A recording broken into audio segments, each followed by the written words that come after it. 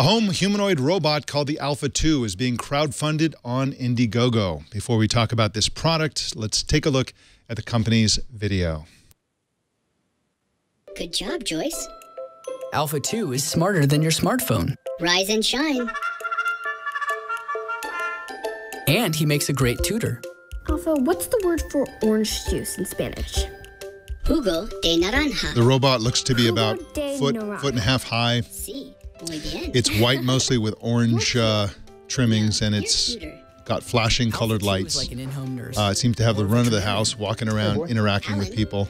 Oliver is due for his flea medication. And look at the skeptical look the dog has. The dog is like, come on, I could chew this thing up. The dog's like, I'm in trouble. Yeah, that's right. I just got the cake and it only has 5 tiers. And now it's just spazzing out. Call All City Cakes and print out a copy of that contract. Okay, Joyce. So they're basically showing how it's usable as an Amazon Echo that can walk around. Kate, if you're going out, there's a 75% chance. I like how the robot just has the run of the house. Yeah. And a handyman. And it's handing people stuff. It just handed her an umbrella. Use a small screwdriver to attach the adapter This flange. kind of seems more like science fiction than something we're going to be able to buy in a couple of months. Yeah. I mean, this is really, I think this video above all shows what we kind of want. We kind of want a little personality that can walk around and sort of think and talk. And here's where it's taking a picture through its forehead camera, and identifying the people. It shows sort of Terminator vision, where it, like, you know, zooms in on somebody's face and said, "Oh, this is so and so." Alpha, download the Storyteller app. Downloading Storyteller app. The only thing it doesn't do is crack jokes. Yeah. Alpha, what's a star? A star is a sphere of plasma held together by its own gravity, appearing as a fixed luminous point in the sky. It's also a babysitter, apparently. Would you like to hear a bedtime story? Yeah. Well, read to your kids Good night, room. so you don't have to. Good night to moms and dads. All right. Well, it looks very cool. Looks maybe too cool. Evan Ackerman is a senior writer for IEEE Spectrum, and he wrote a really great story about this product and its Indiegogo campaign. Evan, welcome to the show. Hi, Mike. So glad you're here to help us understand what we're seeing in this video. Now, this robot is being made by a Chinese company called Ubtech Robotics. Do we know anything about the company? Is this a new company? What's the deal with this company? We know a little bit. They have a slightly earlier version of a humanoid robot called Alpha. The one on the Kickstarter is Alpha 2. So they have some experience with hardware for sure. We're not quite as sure what their software experience is, though, and that's most of what Alpha 2 is really selling. How much of what we just saw in the video do you think actually works? That's a really difficult question to answer. There is a lot going on in the video that I'm not really convinced is something that's realistically going to work in your home. I think that the robot can walk around. I think that it can talk to you. I think that it can listen to you. And I think there's certainly some interaction there. But there's a lot of stuff like that's a little bit deceptive. Like when the robot hands the girl an umbrella, there's no way that it could have picked that umbrella up by itself. And when it hands the guy a screwdriver, you know, maybe if you put the screwdriver in its hand first, then you could ask it to hand it to you and it would hand it to you. But like, it's not picking these things up by itself. And I also have, I'm not entirely convinced that the speech that you're hearing the robot give, like its voice, I'm kind of thinking that that's pre-recorded and not synthesized speech. And some social robots use a lot of pre-recorded speech, but kind of the suggestion in the video is that the robot is coming up with this stuff dynamically, and I'm not really convinced that that's what's going on. Some other complaints about what we saw in the video. I think that the multicolored flashing eyes and flashing lights are really garish and kind of tasteless, and aren't really what you want in a humanoid robot. Yeah, there are lots of things in there that suggest that, you know, it's really two components. One is a speaker that connects presumably through a smartphone to the internet, so you could do things like, you know, check my schedule, download apps, you know, teach me yoga, that kind of thing. You can see how that would work. And the other part of it is locomotion, where this thing moves around and points to the stars and does all these kinds of things.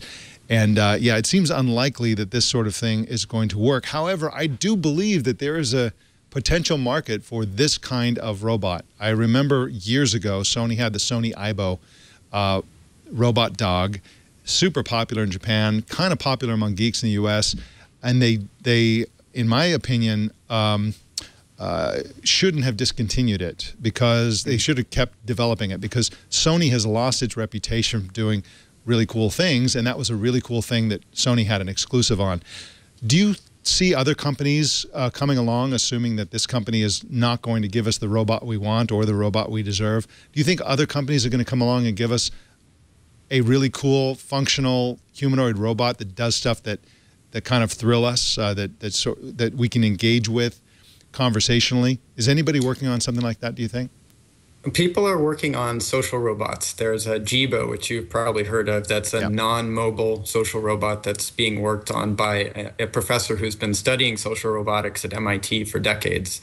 There's also Aldebaran Robotics, and in partnership with SoftBank, have a robot called Pepper, which is a kind of humanoid-ish robot with a face and arms and hands that will interact with you socially and dynamically.